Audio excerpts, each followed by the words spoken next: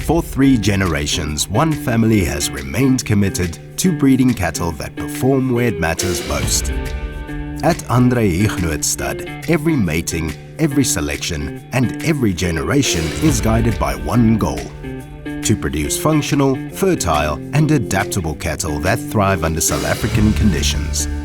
Bred for hardness, selected for adaptability, and proven for veld performance.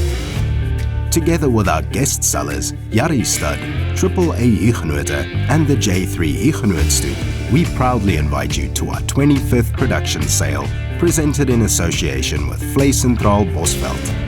This year's offering includes 20 bulls and 37 quality females, including heifers, productive cows, and cows with calves.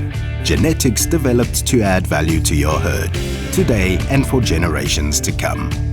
Nou is dit jou geleentheid om te belê in bewese veldgenetika. Vir 3 geslagte bou die Andre Huguenot Stoet aan 'n nalatenskap van geharde, funksionele beeste wat jaar na jaar hul waarde op die veld bewys. Diere met uitstekende aanpasbaarheid, sterk veldhou vermoë, vrugbaarheid waarop jy kan staat maak en genetika wat winsgewende beesboerdery ondersteun. Ons nooi alle stoet- en kommersiële boere hartlik uit om hierdie besondere 25ste produksieveiling saam met ons by te woon. Op aanbod vanjaar 20 bulle en 37 vroulike diere.